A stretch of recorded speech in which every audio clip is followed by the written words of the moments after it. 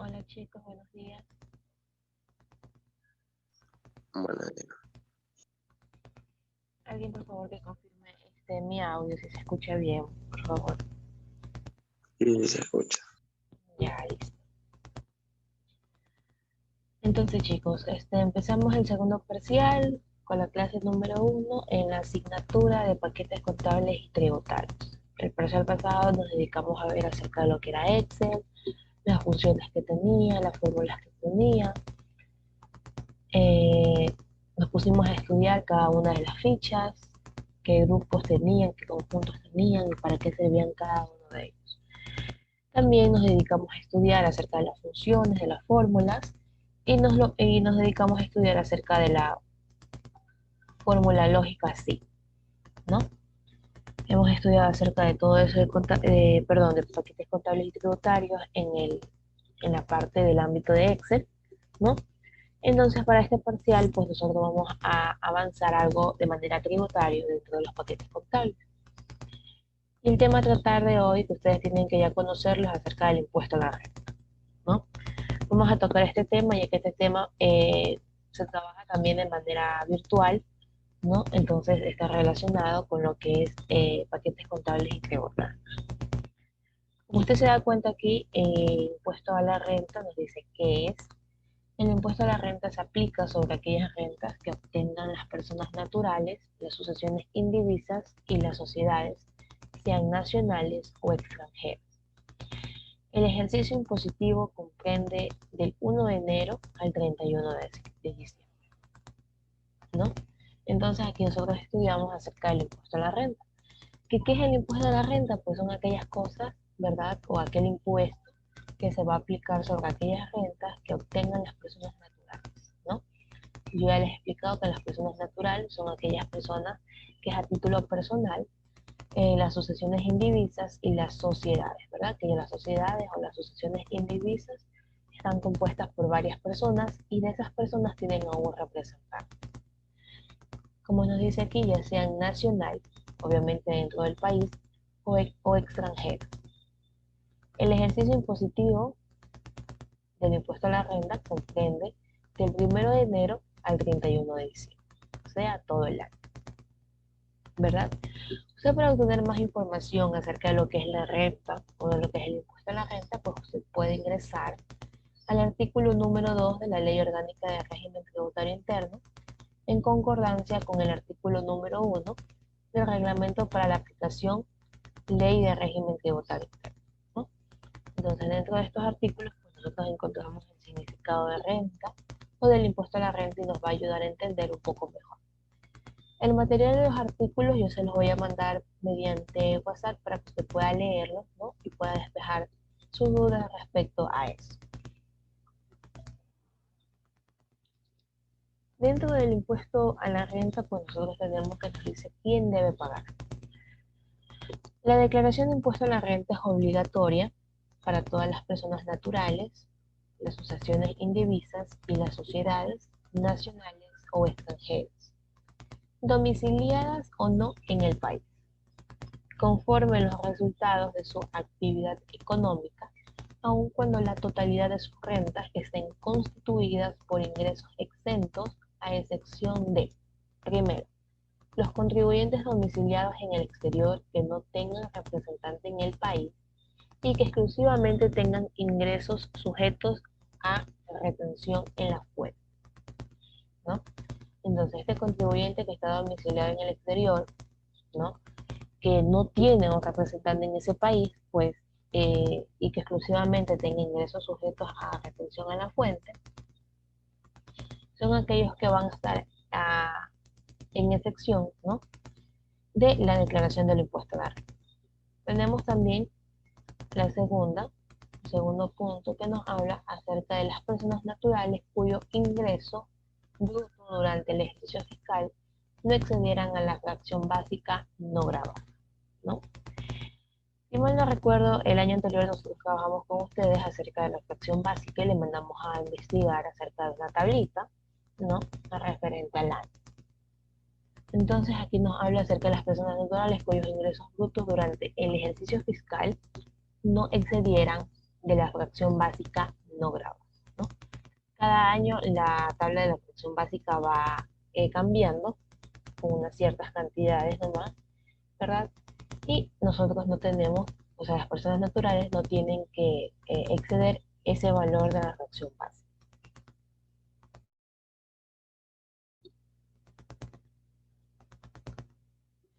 Me dice que la normativa tributaria define a estos contribuyentes como sujetos pasivos.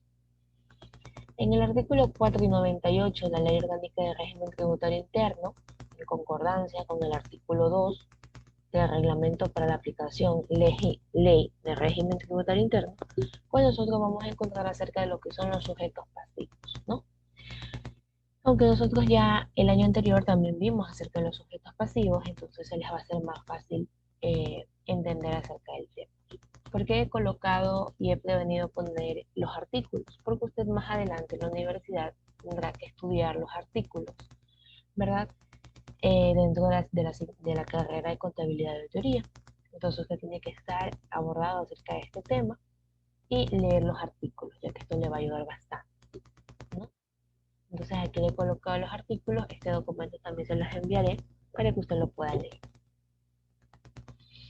¿Quién debe pagar dentro de la contabilidad? Dice que están obligados a llevar contabilidad todas las sucursales y establecimientos permanentes de compañías extranjeras y las sociedades igualmente, ¿ya? Y las sociedades. Igualmente están obligadas a llevar contabilidad a las personas naturales y las asociaciones, incluyendo a quiénes, a los profesionales, a los comisionistas, a los artesanos, a los agentes, a los representantes, a otros trabajadores autónomos, de acuerdo a las siguientes condiciones. Primero, el capital propio superior a $180.000. Ingresos brutos anuales superiores a $300.000. Y los costos y gastos anuales superiores a $240.000, ¿no? Entonces, dentro de la contabilidad, pues las personas que van a estar obligadas a llevar la contabilidad van a ser estas sucursales o establecimientos que van a estar permanentes de compañías extranjeras y las sociedades, ¿no? Igualmente, las personas naturales y las asociaciones que van a estar obligadas a llevar contabilidad también se incluyen a aquellos profesionales, a los comisionistas, a los artesanos, agentes, a los representantes, ¿verdad? Cada sociedad tiene un representante, entonces los representantes también se van a incluir, a los trabajadores autónomos, de acuerdo a las siguientes condiciones. Como ya hemos leído los 3 puntos, un capital propio superior a $180.000, los ingresos brutos anuales superior a $300.000 y los costos y gastos anuales superiores a $240.000. Asimismo, he colocado donde se encuentra el artículo acerca del tema que estamos leyendo en este momento, que está en el artículo del 19 al 21 de la Ley Orgánica de Régimen Tributario Interno, en concordancia con los artículos del 37 y 43 del Reglamento para la Aplicación Ley de Régimen Tributario Interno, ¿no? Entonces, usted al momento de ingresar a este artículo, a leer el artículo, pues usted va a encontrar acerca de la contabilidad, quienes deben pagar en el impuesto a la renta. También nos dice que están obligadas a llevar contabilidad conforme a las normas simplificadas que establezca su organismo de control.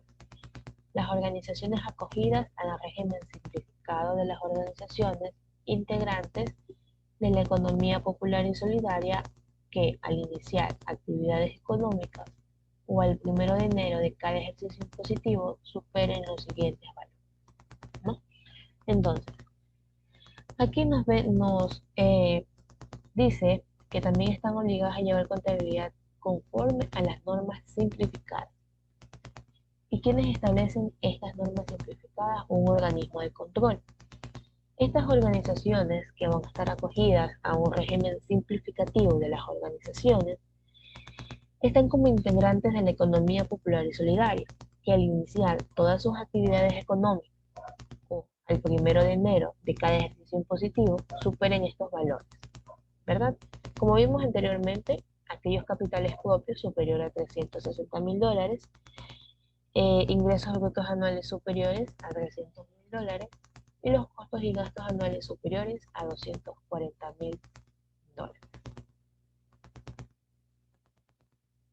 Me dice aquí un importante.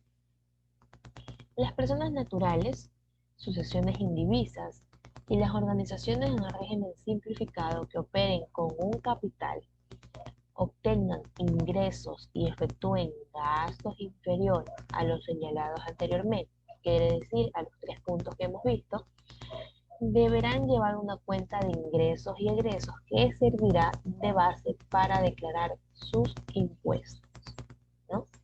Entonces aquí nos han dado una nota importante para aquellas personas naturales o las sucesiones o las sociedades, pues no, que están dentro de este régimen, ¿no?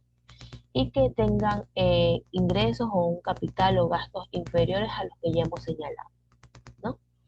Ya que estas personas al momento de sobrepasar, ¿verdad?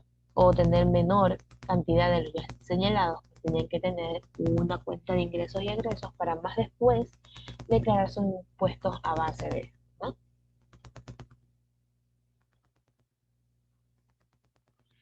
¿Sobre qué se debe pagar? Para poder calcular el impuesto a la renta que debe pagar un contribuyente, se debe considerar lo siguiente. De la totalidad de los ingresos grabados se le restará las devoluciones, los descuentos, los costos, los gastos y aquellas deducciones imputables a tales ingresos. A este resultado, pues nosotros lo llamaremos una base imponible. Entonces, para nosotros poder calcular el impuesto a la renta que tiene que pagar el contribuyente, pues no, nosotros tenemos que considerar, ¿qué tenemos que considerar? Los puntos que a continuación ya les he mencionado. Que de la totalidad de estos ingresos, ¿verdad? ¿Qué vamos a hacer nosotros? Vamos a restar aquellas devoluciones que tenemos, aquellos descuentos que nos dan, los costos, los gastos y aquellas deducciones imputables a estos ingresos, ¿no? Como resultado final, ¿verdad? ¿Qué vamos a obtener o cómo lo vamos a llamar? Una base imponible. Para lo cual se deben tomar en consideración las siguientes definiciones. Primero, los ingresos grabados. ¿Qué me dicen los ingresos grabados? Son aquellos ingresos que serán considerados para el pago del impuesto a la renta. Segundo, ingresos exentos y exoneraciones. Son aquellos ingresos y actividades que no están sujetas al pago de este impuesto. Tercero, deducciones. En general, con el propósito de determinar la base imponible sujeta a este impuesto, se deducirán los gastos que se efectúen con el propósito de que de obtener, mantener y mejorar los ingresos de fuente ecuatoriana que no estén exentos, ¿no? Entonces, como nosotros hemos leído sobre qué se debe pagar y hemos analizado, ¿verdad? Que para poder calcular este impuesto tenemos una totalidad y esta totalidad tenemos que restarle, ¿verdad? Todos estos tipos de devoluciones, descuentos, costos y gastos y que al final pues nosotros vamos a tener un resultado a lo cual le vamos a llamar base imponible, ¿no? Y para esto pues se han tomado en consideración las siguientes definiciones. Ya hemos leído acerca de los ingresos grabados, los ingresos exentos y exoneraciones, ¿verdad? Y las deducciones. También dentro de lo que es sobre qué se debe pagar, ya que dentro del impuesto a la renta, para poder calcular este impuesto, nosotros al momento de restar la totalidad con todos sus descuentos, devoluciones, ¿verdad? Nosotros tenemos una base imponible, ¿verdad? Pero para esa base imponible nosotros tenemos varios tipos de base imponible. La primera, que me habla acerca de la base imponible de los ingresos del trabajo en una relación de dependencia. ¿Qué me dice esto? Que esta está constituida por el ingreso grabado menos el valor de los aportes personales al Instituto Ecuatoriano de Seguridad Social, más conocido como IES, excepto cuando estos sean pagados por el empleador, ¿no? Entonces, para la base imponible de los ingresos del trabajador en una relación de dependencia, pues está constituida del ingreso grabado, ¿no? Y a esto que vamos a restarle el valor de los aportes personales al IES, ¿no? Entonces aquí de esta manera nosotros obtenemos lo que es la base imponible de los ingresos del trabajo en relación de dependencia. Luego nosotros tenemos la base imponible para adultos mayores. Me dice que los adultos mayores se descontará una fracción básica grabada con tarifa cero de impuesto a la renta. ¿no es verdad? Entonces, pues aquellos adultos mayores que quieran obtener su base imponible, pues a ellos se les descontará una fracción básica grabada con tarifa cero del impuesto a la renta. Entonces, de esa manera, pues nosotros obtenemos la base imponible para los adultos mayores. También tenemos acerca de la base imponible para personas con discapacidad o sustitutos. Las personas con discapacidad o sustitutos se descontarán dos fracciones básicas grabadas con tarifa cero de acuerdo a la renta, perdón, tarifa cero del impuesto a la renta de acuerdo a la siguiente tabla, ¿no? Anteriormente, para la base imponible para los adultos mayores, se les descontaba una fracción básica, ¿verdad? Con una tarifa cero del impuesto a la renta. Pero para las personas que tienen discapacidad o aquellas personas sustitutas, pues a ellos se le van a descontar dos fracciones básicas grabadas con una tarifa cero del impuesto a la renta. Pero ellos tienen una tabla, ¿verdad? A los cuales tienen que apararse. Ustedes ven una tabla aquí, me dice grado de discapacidad y porcentaje para aplicación del beneficio, ¿no? Del 30% al 49% tenemos un porcentaje para aplicación del beneficio de 60. Del grado de 50% al 74%, pues tenemos un porcentaje para aplicación de beneficio del 70%. Para el grado de discapacidad del 75% al 84%, pues tenemos un porcentaje para aplicación de beneficio del 80%. Y por último tenemos que si el grado de discapacidad abarca desde el 85% al 100%, el porcentaje para esta aplicación de beneficio va a ser de 100, ¿no? Entonces, para la base imponible de estas personas con discapacidad, a pesar que se les descuentan dos fracciones básicas con una tarifa cero del impuesto a la renta, pues este descuento tiene que estar de acuerdo a esta tabla ya mencionada, dándonos cuenta el grado de la discapacidad y pues el porcentaje para la aplicación del beneficio que van a obtener. Y por último tenemos la base imponible en caso de determinación presuntiva.